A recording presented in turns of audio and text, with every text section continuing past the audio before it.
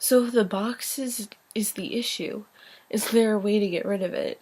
I mean, yeah, we learned like the spiritual way to get rid of it, but I don't know if everyone's willing to take that path.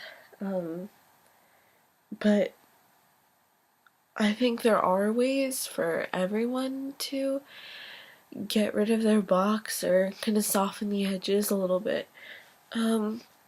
One thing that I know that's helped is to always search for the truth in what you believe. I know I do that. Like, I mean, I, like, if my parents tell me something, then, like, I ask why, or, like, why is that important? Like, in class, like, I say, like, why is that? Um, if, like, I don't understand something, but it's an important concept, like, I'll ask how, like, a teacher reached that conclusion, or a classmate, or something, and then also, like, I people take such offense to moments of others trying to soften the edges of their boxes or saying something that's like not inside the box and kind of like opposite what's inside your own box or what's inside their own box. They don't know how to embrace it. Being, I think my background has helped me to soften my box. I mean, I'm half British and half Asian. Like I've seen a lot of different things. Because of that I've been able to travel, and I've seen a lot of different things. I've seen the way people do things, the way I've seen like the differences in cultures and languages and customs and traditions, and I think that's opened me up to the differences in people. And instead of being offended by anything or being I want to know more. Like, I want to learn more. I have this friend who's from a totally different socioeconomic, like, background and cultural background. Like, everything is different. And me and her dad, like, he is very curious.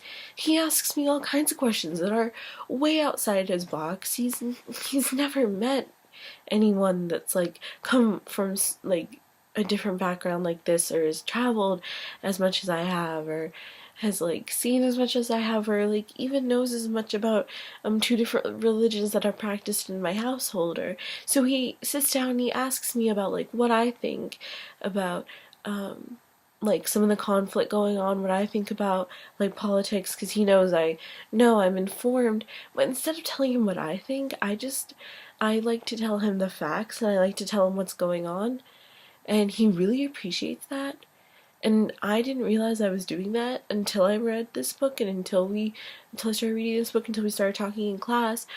That and like what I'm doing is I am helping him soften his box, but I'm also softening mine, because sometimes like I listen to people on the news or on TV and I just like lose lots of hope, because some of the things they say are not they're not well informed, and sometimes they just seem like they don't care. But then like I meet him and he has all these questions ready for me. Simple things like where is Syria, like what countries surround it, to like ISIS and the starting of it, and how it affects, like how it could affect my family in Pakistan. But instead of that opinion stuff, I just give him the facts, and I try and get this made up idea of this box. I try and soften it a lot, because I realize that a lot can happen when this little box is in your head, but a lot can happen when you kind of lower how high it stands in your brain and in your mind and in everything you do. And if you take the time to like listen, if people take the time to listen, without any preconceived notions, then you end up learning a lot, and some of it will stay with you for the rest of your life. And I know that this will definitely stay with me, and it'll be something I think about whenever I have a new interaction with anyone or I listen to anyone on the news. Thank you.